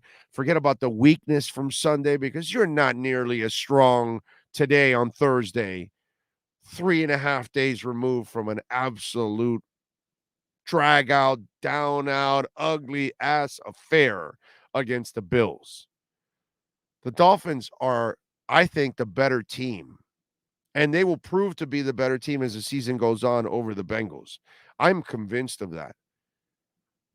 But the Dolphins have a monumental task. Put it this way. If this Dolphin team wins today, and yeah, I'm picking them. I didn't take only the 4 points yesterday. I'm picking them to win. Okay? I picked them to win last week against the Bills, not just take the points. So I know I'm saying one thing, but that's because I feel good about them. But let's not, I want to just give you reality, because I don't want you guys to be pissed at this team in any way, shape, or form. Unless they go out there tonight and they look like the Hurricanes did this past week, where they looked like they basically quit last Saturday. At times, there were players that they had no heart in that game. And that hasn't happened. But that's the only way I would be a little bit disappointed in the Dolphins, because it would say, oh, okay, these guys are so spent that it was just hard for them to find it, And I get it. I would totally understand. But I do want you to know what they're doing today is incredible. And so if they pull this off, you better make sure that all those doubters that were around you remind them. Okay? Hey, you said Tua couldn't do this. You said Mike McDaniel couldn't do this. You said Greer couldn't do this. You said the Dolphins couldn't do this. They're 4-0. This is the most impressive stretch by any team in the NFL if they complete this. It's not even close. for them to do this, and especially when most thought it would be impossible to go 4-0. So anybody that wants to doubt them, you could tell them to kiss your ass.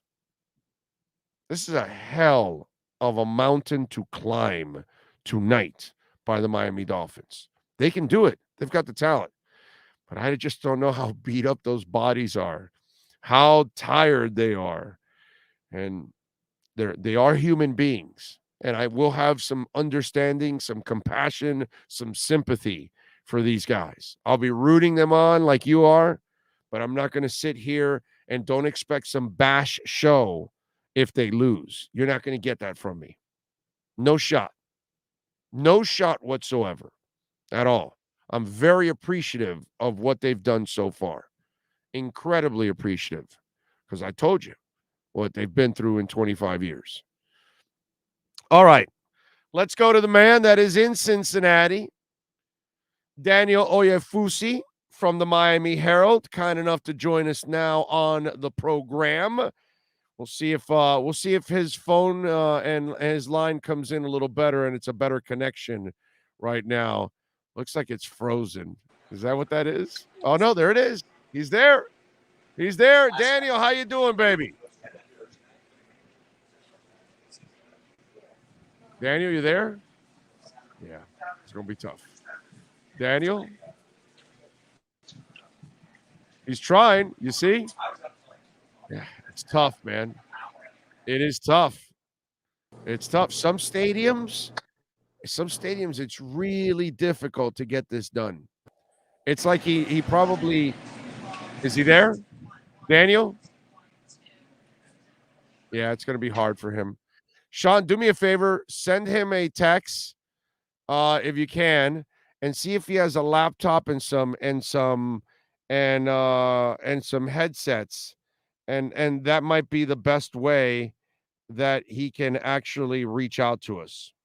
Okay? So let's see if he can do it that way, and hopefully we can get in contact with him. We're trying, folks. We're trying, but I've been at this for a long time, and I know that the stadiums can be a bitch for reception. It just is. It's very difficult. South Florida Don, thank you, sir, for the love on the super chat. Very nice of you. Thank you. And he says 4-0 tonight.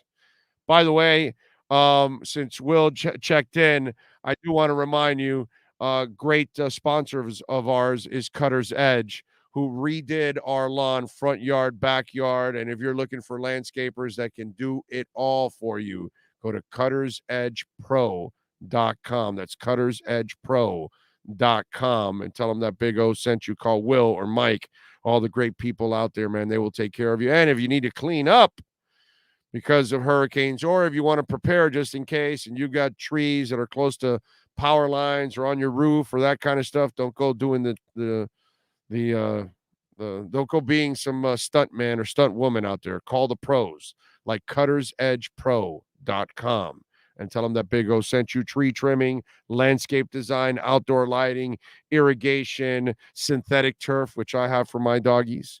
All right, let's see. Daniel? No, nothing yet? It's tough, huh? Tough with Daniel.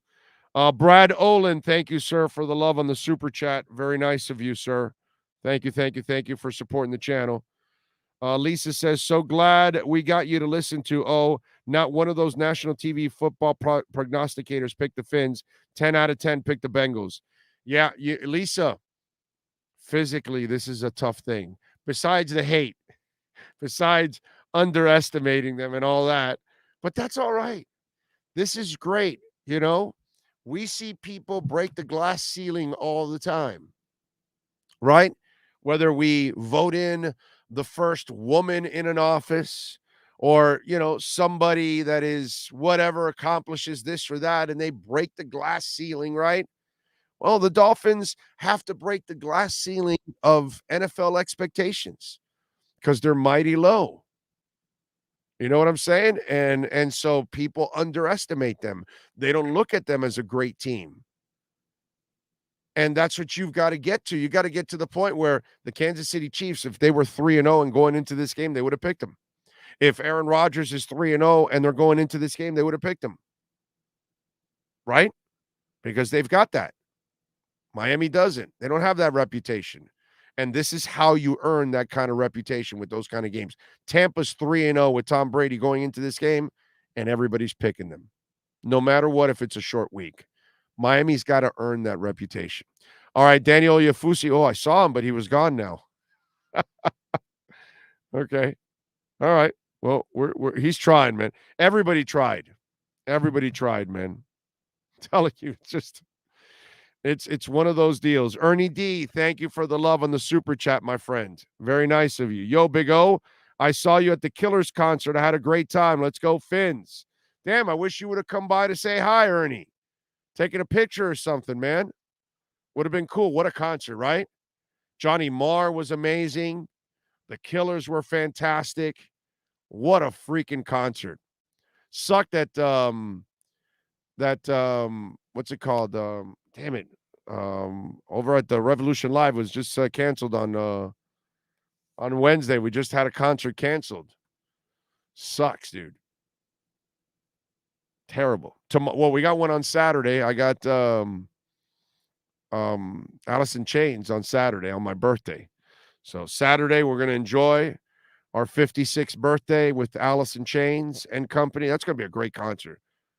Bush, there's a bunch of bands. It's just freaking awesome. Great show coming. So looking forward to it. Yeah, Killers concert was awesome. And seeing Johnny Marr again. I saw Johnny over at the Culture Room, and he was just fantastic, man. What can you do, you know? What can you do, ladies and gentlemen? What can you do except enjoy life? That's what it's all about. What do we have here? Tannehill was just an athlete. Dude has to play wide receiver in college because, yes. Yeah, when they move you to wide receiver, they have no respect for you. Big O, what will you say if Miami wins? What will you say if Cincinnati wins? Well, I think I already told you that I'm not, again, unless the Dolphins go into this game and just quit, that's the only way I can be slightly disappointed in them. That's all. Cincinnati, by the way, they're desperate. That's why a lot of these pundits are picking Cincinnati. It's funny because Cincinnati does nothing for years, and in one season they go to the Super Bowl, and now they have that respect, but Miami doesn't. And Miami has outplayed Cincinnati to this point and has a much better record and has a much more impressive record at this point at 3-0. And the teams they've beaten. Cincinnati, would they beat the Jets? You beat the Jets? The Jets. That's your claim to fame? And then they're given the go. Joe Burrow, the run to the Super Bowl. It's a short week. They're home. Miami isn't. Miami wants to have this kind of respect. You got to come through, man. That's part of this game. That's what it's all about. Somehow or another, you got to find a way to win this game. And when you win this game, then some serious respect starts coming your way. Because now you're that team they never underestimate. Instead of that team they always overlook. Because that's what's been the case for 20 years. The Dolphins are the team you overlook. When they're having success, oh, it's cutesy that they're having success. Oh, it's nice of the Dolphins, but it's not serious. And that's what they're doing again. They're doing it again to the Dolphins. They're saying they're not serious. And that's why I'm telling you this is different. Everyone else will find out. That's fine. That's fine. Not a problem. While printing in graphics, says, question, Big O, we take care of business tonight. Jacksonville takes down the Eagles on Sunday. Are the 72 Dolphins popping bottles on Sunday? No. They wouldn't pop bottles for the Dolphins being the last team to lose in undefeated. They would never do that. Ever. The Dolphins are the only team that they would be disappointed in if they lose and in that undefeated streak. They would root for this Dolphin team to beat their record. I bet you. I don't think Zonka is a a malicious dude. He's a Dolphin. And I think that he loves the Dolphins. Let me tell you something. Let me add a little caveat to this. I'd be disappointed myself in Larry Zonka. How do you like them apples?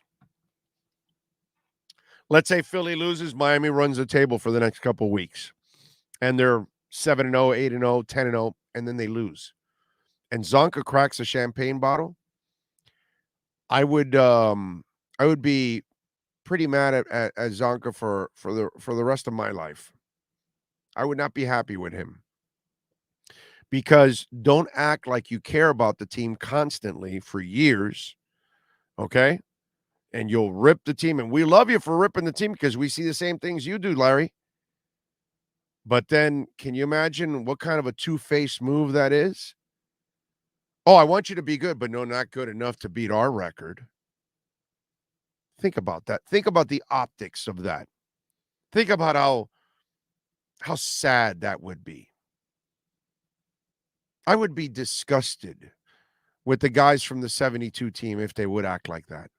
That's something that media would talk about it and fans would talk about it, but I don't believe those men would act that way at all. I don't think that would ever cross their minds. I think Larry Little would love to see the Dolphins go undefeated also. There's no way you can be Zonka for the last couple of years and just complain about the team, and then now they're great. Oh, yeah, no, but you guys can't be that great. Hold on. You got to lose a game here. No shot. No shot. That's no way. No way that happens. Nick Wright predicts Dolphins will get exposed tonight and all their wins were flukes. Big O, they're cheering for the Fins. Who are you talking about? The folks in Cincinnati? Do we have like a lot of Dolphin fans over there? Is that what's going on? I'm not watching the Amazon pregame coverage right now. Last thing I need to do is put any of that up here, and Sean will be losing his crap. Like, no, don't do that. They're gonna tag us. Nah, he'll crack the champagne when the Eagles lose. Exactly. Yes, and they should. But for the Dolphins, no way, not those guys. I don't believe it at all. Yeah, deserving better for younger generations is really a beautiful virtue. Of course, man. Definitely. The game tonight is on My 33 on Xfinity. It's channel 3. Really? Well, that's very nice. I like that. Damn, Big O, you're 1,000% on that take. I would be disappointed in Zonka. Of course, we all would. If you think big picture, you can't be two-faced, dude. You can't be complaining that the team sucks like we do, and we're pissed about this loss, and we're embarrassed about this finish, and we're embarrassed about this situation or whatever, and then all of a sudden they fix their stuff up, they clean up their house, they become ass kickers, and you're like, no. No, you can't do that, bro. I mean, listen, it's all crap. Okay, Dolphins are not going undefeated. They're not running the table. They are going to the Super Bowl and winning it, of course. That will happen. There's no doubt in my mind that will happen. But they're not going undefeated. Winning the Super Bowl, yes, but they're not going undefeated. Tua the MVP, yes, but they're not going undefeated. Mike McDaniel, Coach of the Year, yes, but they're not going undefeated. Chris Greer, Executive of the Year, yes, but they're not going undefeated. No. So that's all. So I'm telling you, everything else is going to happen, but not the undefeated streak. Okay? Jamie says, Big O, I think you misunderstood. I beloved Larry meant Philly loses and the Dolphins remain undefeated. That would happen. Yes. But somebody asked me about that again, that if they would, if the Dolphins lose, would they be, if they were the last one? And they would, I believe they would never do that. So if he meant one or the other. Now you got my explanation. Obviously, yes, for the Eagles. I don't believe they would ever do it for the Dolphins. Ever. Ever. You'd piss me off in a big time way. You're not missing much on the Prime pregame. Yeah, bro. I don't. The Prime is the Dolphins. That's what I want to see. I want to see this. That's what I'm here to see. This win today. You missed Hawk and Crowder, man. What happened? No, I can't tell what. I have the volume down. So, but they had the studios and they were talking during the Tua and Fitz. They were showing, just B-roll of studios, and they're talking of saying something. So, I'm not sure what it was about. But yeah, Good. That's awesome, man. Now 790 is going to be La Cucaracha, La Cucaracha. 790 La Cucaracha. It's going to be a Spanish station now. How about you got to love Odyssey. Well, we'll call ourselves the Joe. No, we'll go back to 560. Okay, no, we'll simulcast everything. No, we're not going to simulcast. We'll keep firing everybody. I mean, we'll create a gambling station on 790 because people will flock to listen to gambling talk all day long. Like they already have it on VSiN. You don't have to do it anywhere else. You think you're going to get away with it? No. I mean, that's such a disaster of a company. Oh, no, let's change our name and our logos and everything. Spend more money for no reason at all. It's the dumbest company on earth. I just hope everybody there is prepared because everyone will get fired. Except for Joe because he'll leave in February. But everybody else, be ready because they don't know how to run a business. So eventually they'll need your salary to pay some kind of a bill before they go bankrupt. It's a joke, dude. I mean, really. 790 La Cucaracha. It's hilarious. It really is how that business has gone to crap. Troy says, I'm pissed and embarrassed about the Canes. Disgusting performance on Saturday. It was. And Mario's got a ton of work, and he better get guys to play responsible at least. Clement Deroux says, I think you can watch it on WSFL in West Palm Beach from what I heard. I might be wrong, though. Maybe it is not good. If it's on a local channel on 33 or whatever that, go look for 33 and 39 at 8:15. If it's there, you're in. Jean-Luc says, I would think that if anybody was going to beat their record, they would rather it be by the Miami Dolphins again. Of course, dude. Of course. Definitely. What else do we have here? Tua has to do it again what Burrow and Herbert and Allen and whoever has never done. Kind of seems that way, right? Kind of seems that way. Except for I'm not putting Burrow in that Burrow's a badass, bro. I will stick to my guns like I have for the last couple of years when they tell me, oh, so you're going to take Tua over Herbert? And I say, yeah. And they're like, what? Are you crazy? What's wrong with you? But not Burrow's a badass. Okay. I may not believe in Herbert, the quarterback. I know he's a phenomenal physical talent, but, I still don't know if his BBs are dropped. So we'll see. If his BBs drop one day and he stops throwing, fourth quarter interceptions, fourth quarter pick sixes, then maybe. But it does seem like that it's almost like Tua has to do things that nobody else has to do in order to prove it to people. Yeah. And this is part of it right here. But Burrow's a badass. I got nothing but respect for that guy. I may not have a lot of respect for Justin Herbert as a quarterback. I may respect his physical talents, but that Burrow guy, he's got that moxie, bro. He's got that moxie. Harold Wiley says the last time the Finns were the last undefeated team was 84 when they lost. I don't think there was any champagne by the 72 team. Yeah, I don't think that they would do that. Serious take. What's your take on Jerome Baker? He's a solid linebacker. The problem with Jerome Baker, South Florida Don, and the problem with the Dolphin defense, South Florida Don, and what would help Jerome Baker out is if he had a thumper in the middle that was a heat-seeking missile like Zach Thomas, right? And that's what you need in the middle. And they don't have a Zach, a John Offerdahl, a Mike Singletary, a Derek Brooks, Junior Seau. You know what I'm saying? That they just don't have a guy in the middle that is just nasty. They don't have that freak Levon Kirkland. Man, Levon Kirkland was like one of the biggest linebackers I've ever seen in my life. They need a nasty guy in the middle, and they don't have it. A Luke Kuechly.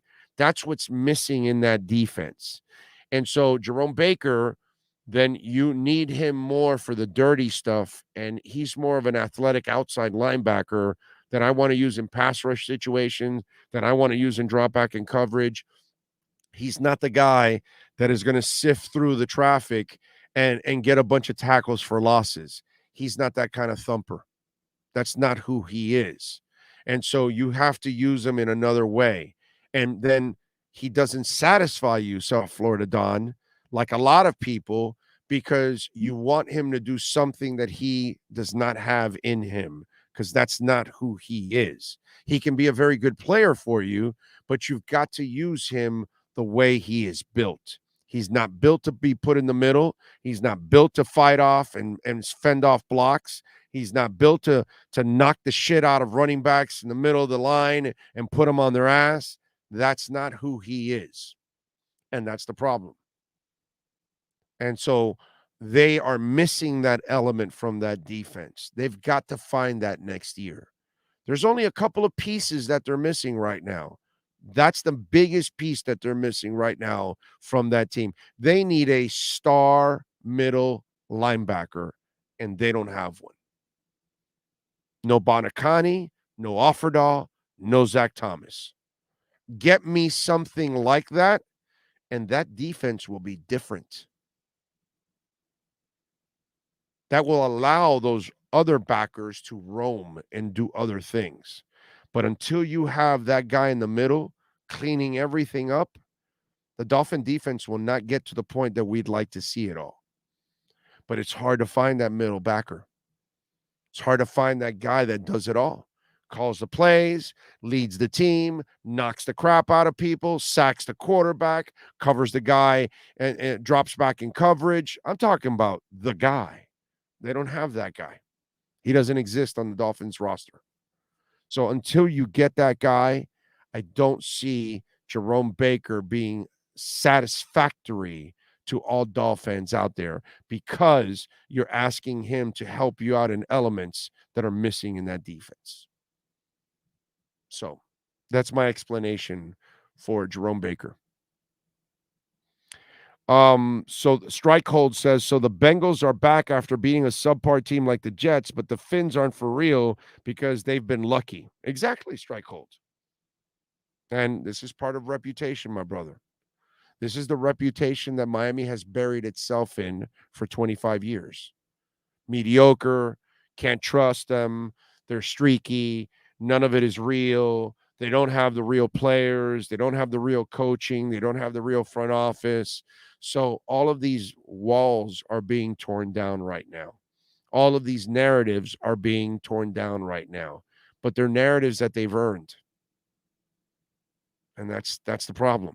So it's going to take a while to convince people that the Dolphins are back.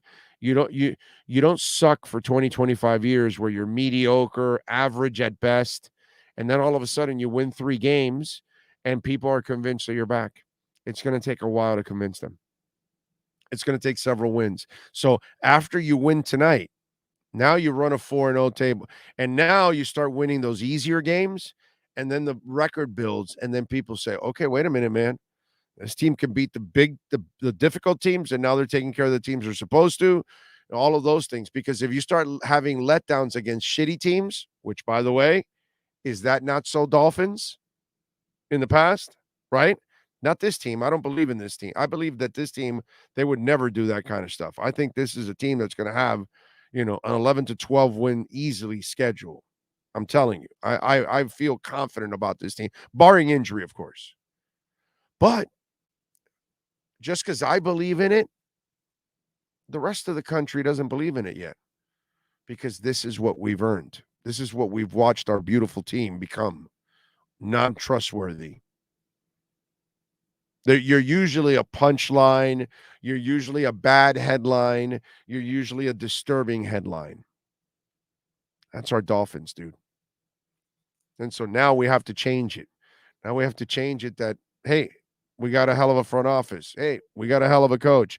Hey, we got the real franchise quarterback. And guess what? There's an offense and a defense there.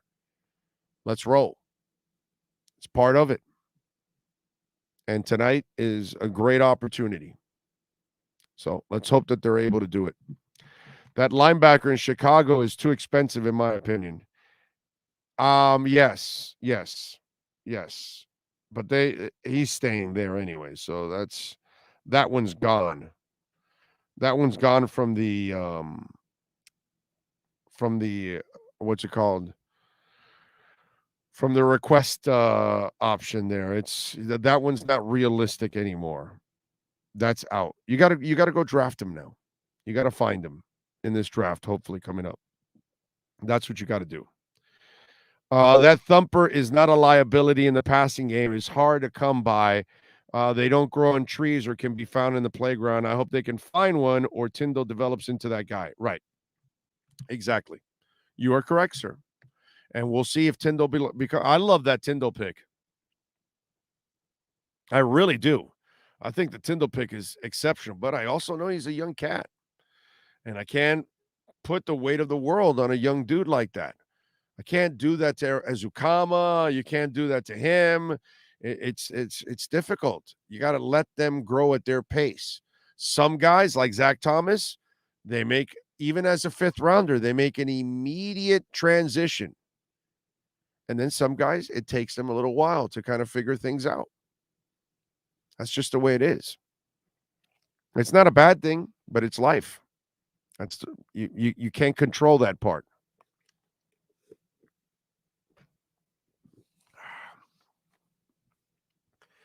What else did I want to talk about today as we get ready for the contest?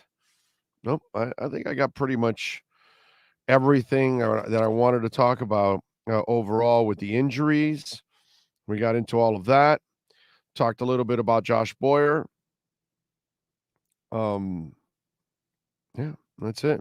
Bengals will be wearing their white helmets, white and black. Dolphins. Are they in aqua? Is that the deal? They're in aqua? I like those aqua jerseys, dude. I've always been a fan of those aqua jerseys. Love them. Love those aqua jerseys. Big time. How would you like to run 90 plays, gain 497 yards, and lose the game? Fritter Foof. I love that name. Fritter Foof. It reminds me, I've said this before this week. It reminds me of the University of Miami fans. Oh, we moved the ball like crazy on Texas A&M. Yeah, what'd you do? Did you score? No. Okay, so then I don't care about your yards. Hollow yards. They mean nothing to me. Yes, sir. If you really want to know, ask Ken Dorsey. He'll let you know. Oh, yeah. Yes. I love the all aqua, Jamie. When Marino used to come out in all aqua, damn, dude. That was awesome. That was just one of those things that just stood. I love the all aqua uniforms. Those things are super sweet. I love the white ones. Don't get me wrong. But the all aquas, those are nice, man. Big O, you're the best. Fins up from Venezuela. Thank you, Luis. Appreciate you, my brother. Un abrazo. Thank you. Say Fritter Foof 3 times. Oh, go. Fritter Foof, Fritter Foof, Fritter Foof, Fritter Foof, Fritter Foof, Fritter Foof. Big O, thoughts in on Will Anderson? I'm sorry. What does that mean? Thoughts in Will Anderson. What am I missing there? What's he mean by Will Anderson? Trying to remember what the hell he means by that. Oh, you talking about Willie Anderson? Are you talking about like the offensive lineman? Is that what it is? Is that what you're talking about? You got to clear it up for me if that's what you're talking about. There's also a William Anderson linebacker with Alabama. Oh, okay. I thought this. I don't know if that's who he's referring to. I'm just saying. I looked up. It has to be because I'm thinking Cincinnati, and I'm thinking because they had a lineman called Willie Anderson a few years back, and I'm thinking, is this guy a hardcore Bengals fan? And I'm not thinking about the linebacker. So yeah, you're thinking about the Alabama guy. Yes, that's not a problem. Yes. I'm thinking about this game tonight, and then I'm thinking about former Bengal players, and you're bringing up Willie Anderson. I'm like, dude, are we talking about the San Antonio Spur basketball player Willie Anderson? Let's see. The only thing missing is the real dolphin instead of the whale. Yeah, we'll get that back eventually. John Moniz says, Big O, every day my daughter sings the intro. There we go. Thank you. Very nice of you. Yes, Willie Anderson is a thumper in Alabama. That would be a nice one. I like that one. Score prediction. All right, let's go because it's 8-11 already. Let's get ready. All right, folks. I like the Dolphins today. I took the Dolphins yesterday +4. So I know it went down to +3 or it's -3.5 Bengals. I think Miami is going to get after Burrow today. I think they're going to turn this team over a couple times. I really do, and I think they're going to capitalize. I like the Dolphins in this game, and I think they're going to win this game 34-28. Okay? 34-28. That's the score, and I'm sticking to it. How about that? I got confidence in this team, baby. They're going to get it done. Mr. Spock says 31-16. Folks, don't forget to smash the hell out of the like button on your way out. We got to thank on the program Lee Sterling for joining us. I thank Daniel Yafusi for trying, of course. For joining us. They're trying at least to join us. And Ben Baby also for trying there too. But hey, man, what are you going to do? You know, the reception is tough. Mastered as always by Sean Stanley. Thank you all for tuning in. We will be back the second the game ends. We're back on here. We'll have Tua's press conference. We'll have Mike McDaniel's press conference.